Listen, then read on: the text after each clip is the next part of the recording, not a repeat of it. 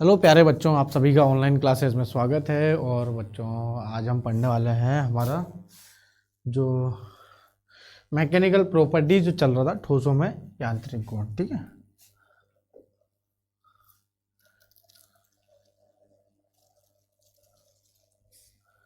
ठोसों में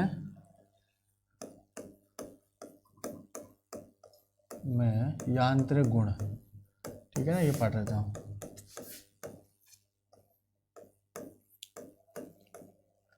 ठीक है, ठोसों में यांत्रिक गुण के बारे में हम जो है डिस्कस करेंगे।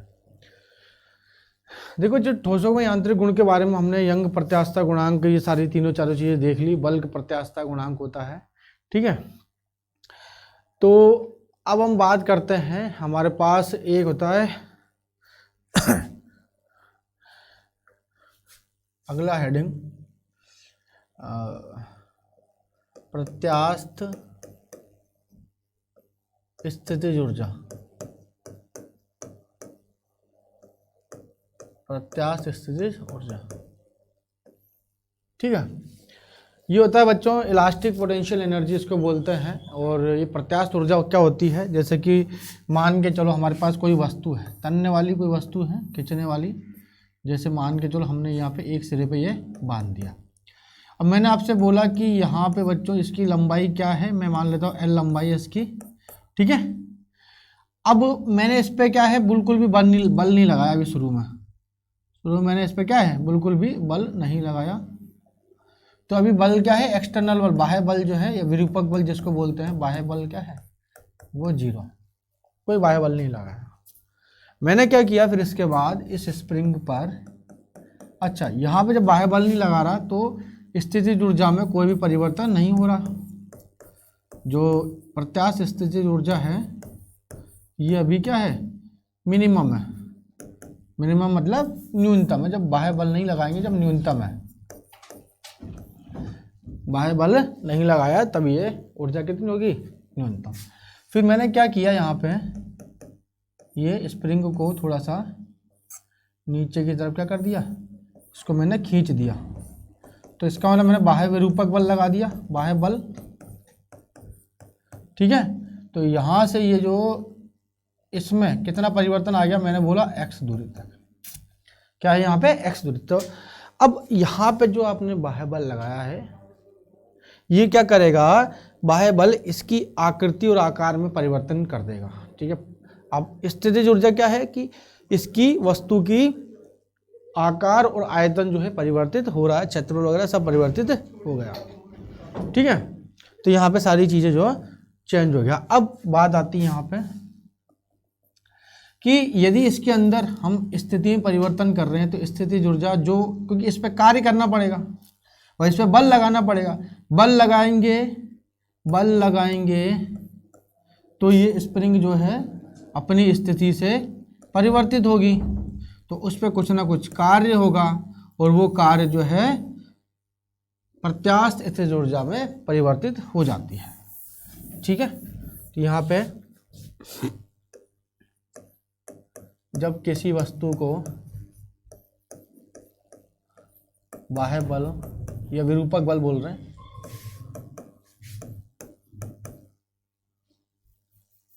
जब किसी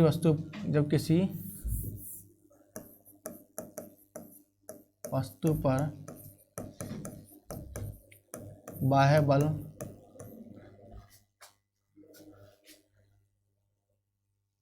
नहीं है तो उसकी स्थितिज ऊर्जा या प्रत्यास्थ स्थितिज ऊर्जा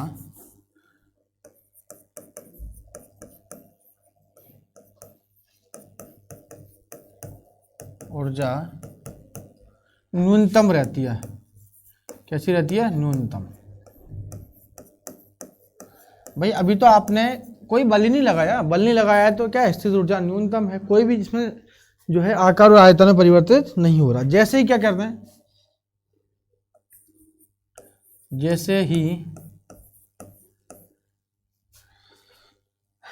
बाह्य बल लगाया जाता है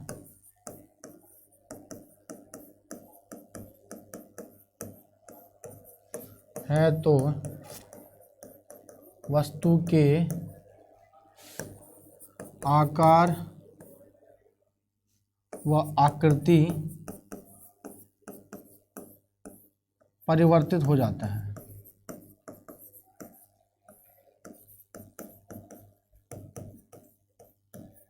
अर्थात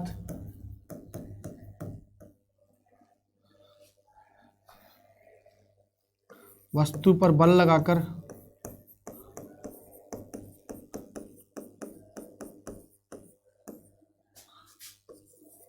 किया गया कार्य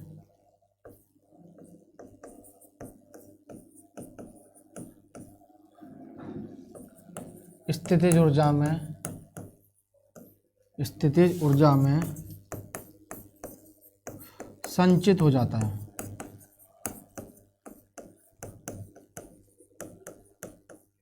ठीक है ना, बल लगाया, बल लगाएंगे तो उसके आकार आकृति परिवर्तित होगा, तो उस पर कुछ कार्य होगा, कार्य जो है स्थिर ऊर्जा में संचित हो जाता है, इसे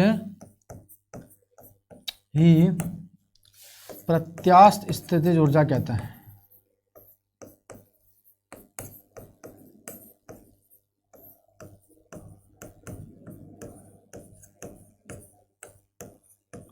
क्या कहते हैं, सही, प्रत्यास्थ स्थितिज ऊर्जा। अब इसका सूत्र कैसे निकालते हैं वो चेक करना पड़ेगा। ठीक है, तो यहाँ हम क्या देखते हैं कि मैंने मान के चलो यहाँ पे L बराबर 0 से L बराबर L तक, मतलब L लंबाई तक मैंने इसको बढ़ा दिया। मतलब मैंने पहले खींचा, धीरे धीरे बल लगाया, पहले यहाँ थी, फिर खींचा, तो x दूरी तक तनते तनते मैंने 0 से लेकर L तक जो है यहाँ पे हम क्या करेंगे, इसका समाकलन कर देंगे तो किया गया कार्य आ जाएगा। तो यहाँ पे बल कितना लग जाएगा, F बराबर YA, आपने पढ़ा होगा ना, Y बराबर क्या होता है, F अपॉन A और डेल्टा L बटे L, ये पढ़ रखा है आपने। इसको बोलते हैं FL upon A delta L। ठीक है, तो ये लंबाई में परिवर्तन हो रहा है, तो ये क्या हो जाएगा, उल्टा करो उसको, YA x कितना, क्योंकि लंबाई में परिवर्तन कितना हो रहा है, x, YA x upon L। ठीक है ना, YA x अपॉन, तो वैल्यू कितनी, y बराबर FL upon A delta L, तो इसे x मान लेते हैं। ठीक है, तो YA x अपॉन L जो है ये बल लग रहा है। ठीक है, तो हमारे पास y क्या है, y बराबर या F बराबर YA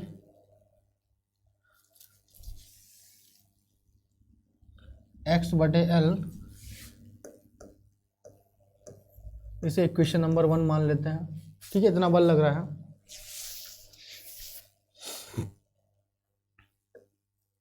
अतः वस्तु पर किया गया कार्य,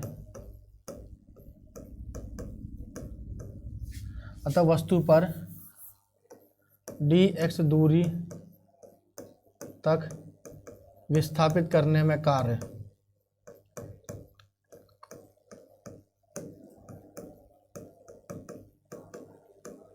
W है। क्या ये W, या dx दूरी तक विस्थापित करने में क्या क्या dw है, तो dw बराबर क्या हो जाएगा, f dx, तो dw बराबर क्या हो जाएगा, f का मान रख दो y dl dx। ठीक है, दोनों ओर समाकलन कर दो,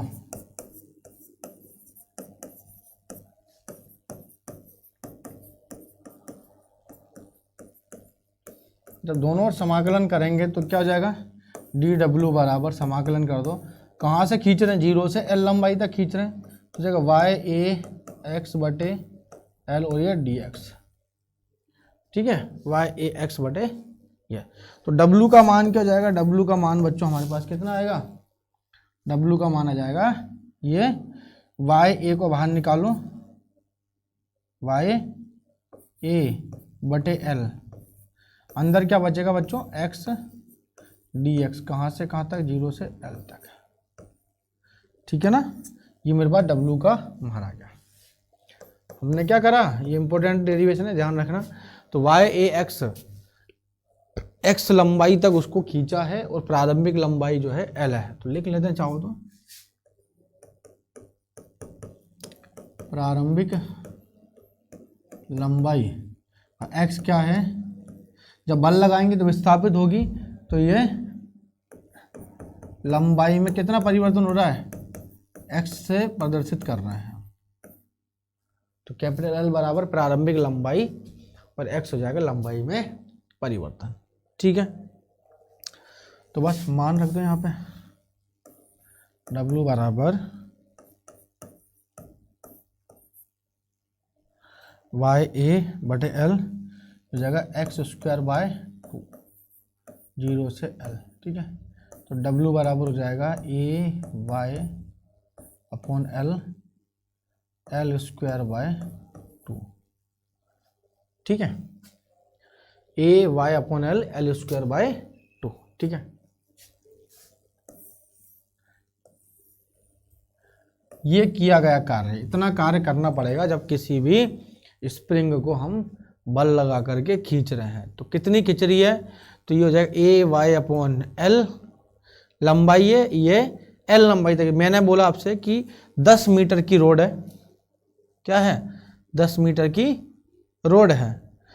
फिर ये क्या है यहाँ पे एल, एल क्या है आपने 15 मीटर तक खींच दी, तो आपका यंग मॉडुलस ऑफ इलास्टिसिटी माना यंग प्रत्यास्थता गुणांक दे रखा है। ए का मान जो है, कितनी बड़ी रोड है, रोड का क्षेत्रफल भी हम निकाल सकते हैं, ए बराबर पाई आर स्क्वायर। ठीक है, तो यह किया गया कार्य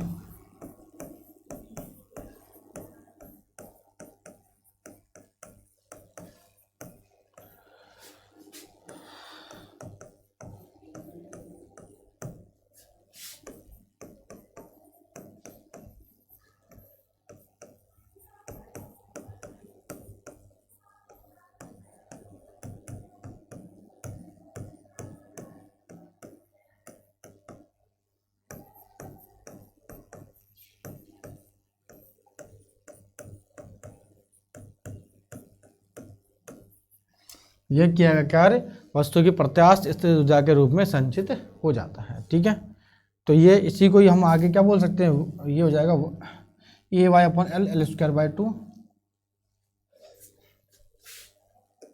क्या है ए वाई अपॉन एल हो जाएगा एल स्क्वायर बाय 2।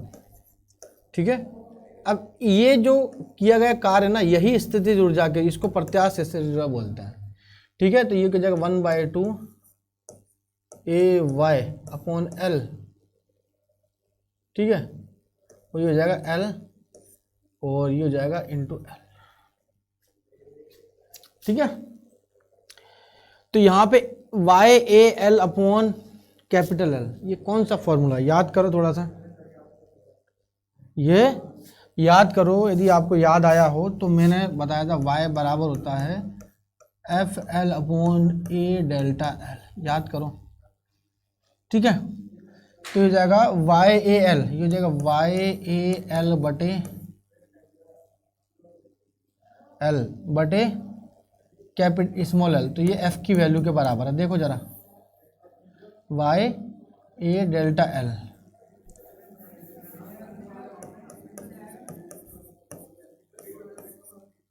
ठीक है, वाई ए डेल्टा एल बटे एल, तो यही तो है ये है ना, ये अधिकतम बल लग रहा है इस पर, और ये संकुच जो लंबाई है, लंबाई में जो परिवर्तन आ रहा है वो कितनी लंबाई तक आप, कितनी लंबाई तक, कितनी लेंथ तक आप इसको क्या कर रहे हो, खींच रहे हो। ठीक है ना, कितनी लेंथ तक आप इसको खींच पा रहे हो। ठीक है, तो ये आ जाएगा एफ एल। तो इसको मैं ऐसे भी लिख सकता हूँ इस सरल सूत्र को, देखो 3-4 तरीके से बन सकता है ये आ जाएगा F into L.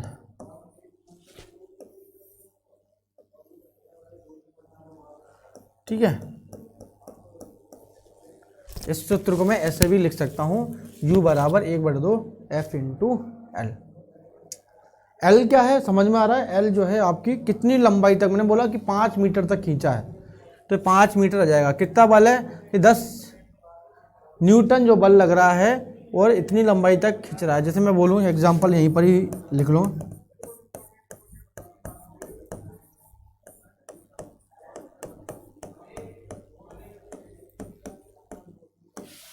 5 newton by बल लगाकर 10 मीटर तक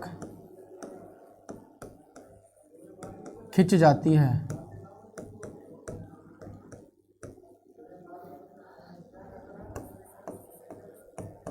स्प्रिंग की प्रत्यास्थ स्थितिज ऊर्जा क्या होगी?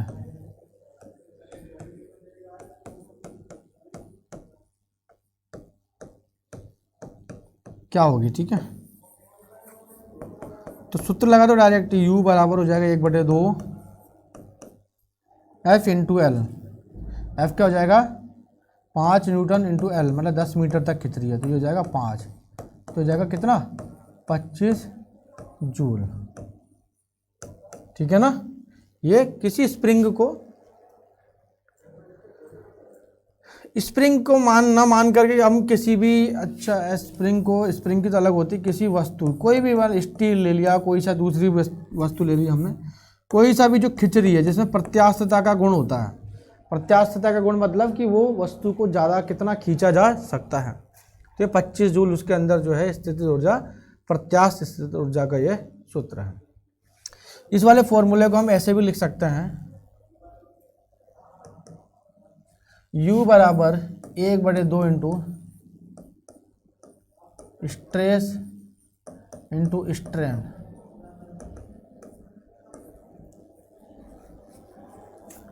एक बटे दो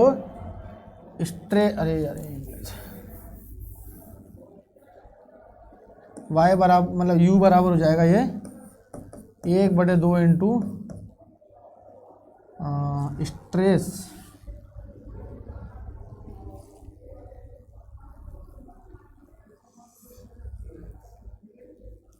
प्रतिबल इंटू विकृति। मैं इसे ऐसे भी लिख सकता हूँ, ठीक है, 1/2 इंटू प्रतिबल इंटू विकृति। ठीक है, कैसे लिख सकते हैं?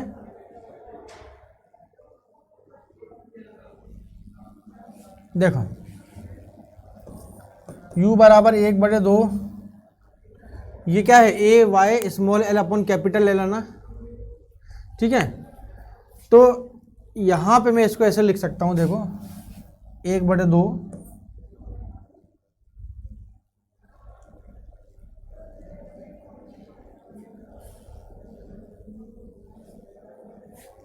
प्रतिबल का सूत्र क्या होता है? F/A, विकृति का डेल्टा L/L। तो देखो F/L इंटू डेल्टा L/L। ठीक है, तो F/A, ये यहाँ पे क्या लिख सकता हूँ? F/A को क्या लिख सकता हूँ? Y delta L upon L, तो Y delta L upon L। ठीक है, तो YL अपॉन L, तो ये हो जाएगा प्रतिबल और ये विकृति हमारे पास। तो इसको क्या लिख सकता हूँ? ये L लंबाई तक कितनी खिंच रही है यहाँ पे, तो ये हो जाएगा हमारे पास F/A। चाहो तो आप ऐसे याद रखना, प्रतिबल इंटू विकृति का स्क्वायर होता है शायद, चेक करके बताना पड़ेगा थोड़ा सा, या तुम इसको ऐसे याद रखो, छोड़ो, यहीं तक यही फॉर्मूला याद रखना है। ठीक है, इससे हम परिवर्तित कर सकते हैं और भी कई सारे वैल्यूज़ के अंदर। ठीक है, कैसे वैल्यूज़ के अंदर? तो यदि मैं यहाँ पे देखो ऐसे कर सकता हूँ, L नीचे करा L ऊपर करा, तो L² अपॉन L² आ जाएगा नीचे। तो मैं बोल सकता हूँ कि लंबाई में कितना परिवर्तन हो रहा है? L² अपॉन नीचे कैपिटल विकृति का स्क्वायर आ जाएगा फिर। ठीक है, तो ये हमारे पास प्रत्यास्थ स्थितिज ऊर्जा का सूत्र, U बराबर 1/2 into AYL upon capital L।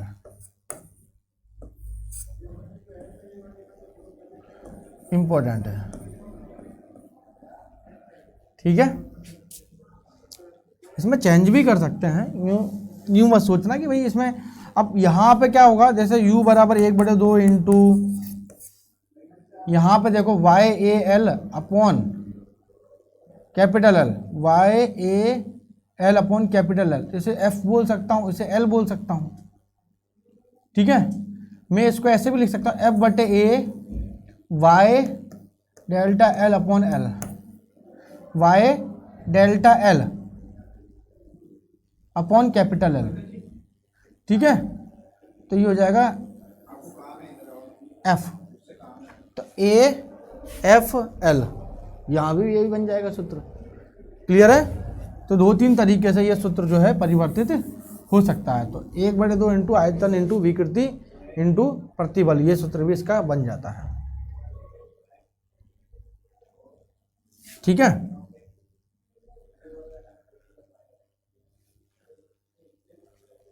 भाई इससे कई सारे सूत्र बन सकते हैं, कंफ्यूज होने की जरूरत नहीं है। ठीक है, अब बात करते हैं यहाँ पे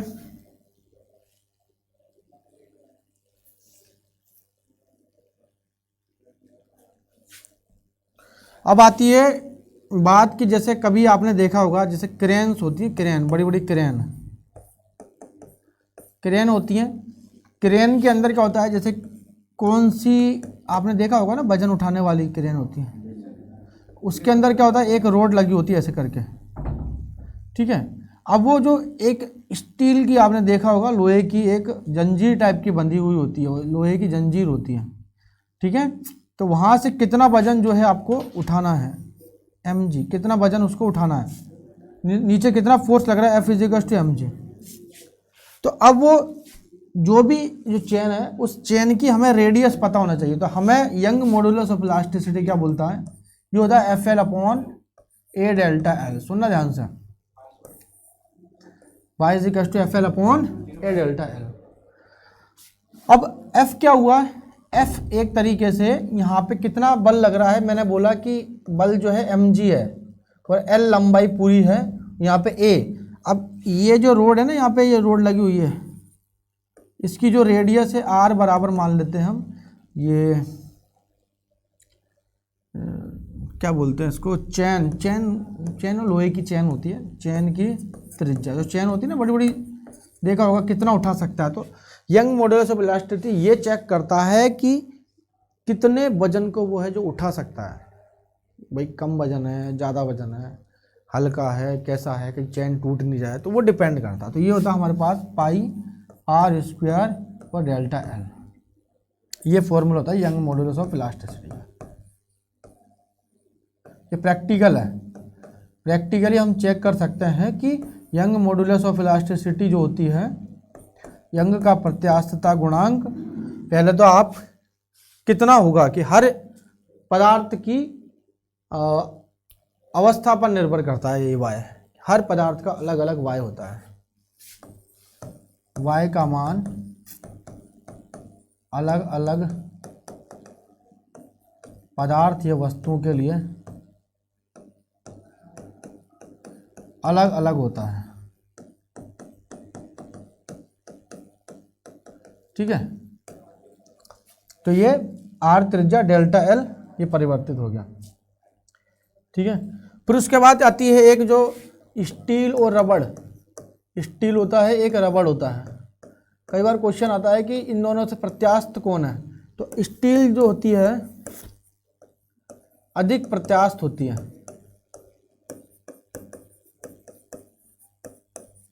क्यों होती है अधिक प्रत्यास्थ, क्यों, क्योंकि बच्चों जो स्टील होती है, जैसे स्टील है, स्टील को हम ना कितना भी खींच सकते हैं, यहाँ पे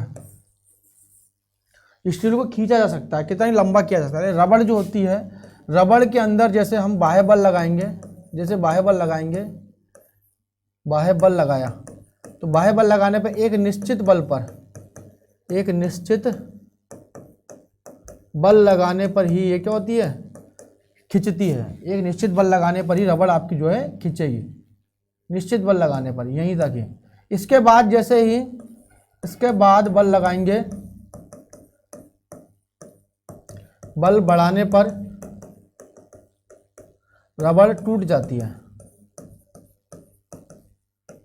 क्या होती है, रबड़ टूट जाती है। एक निश्चित मान के लिए ही इसके अंदर प्रतिबल और विकृति के समानुपाती होता है, प्रतिबल जो है विकृति के समानुपाती होता है कि भैया एक निश्चित बल पर ही काम करेगा, उसके बाद टूट जाएगी रबड़। यहाँ पे स्टील जो है आप कितना ही इसे बल लगा करके खींच सकते हो, ज़्यादा प्रत्यास्थ है। एक सेम मटेरियल के लिए यंग प्रत्यास्थता गुणांक अलग अलग होते हैं। तो बच्चों ये हो गया हमारे पास कि स्टील की प्रत्यास्थता अधिक होती है क्योंकि इस पर हम कितना ही बल लगाने पर या विरूपक बल लगाने पर इसके आकार आकृति में परिवर्तन होते चले जाते हैं। तो ये ज़्यादा दूरी तक खींच सकती है। जैसे आपने बोला सोना जो है 1 ग्राम सोना जो है आपको पता होगा 2 किलोमीटर तक जो है आगे तक खींचा जा सकता है। तो इस तरह से नेक्स्ट क्लास के अंदर बच्चों जो है हम नया चैप्टर लेके आएंगे और ये चैप्टर हमारा यहीं कंप्लीट होता है। तो thank you, good bye, all the best.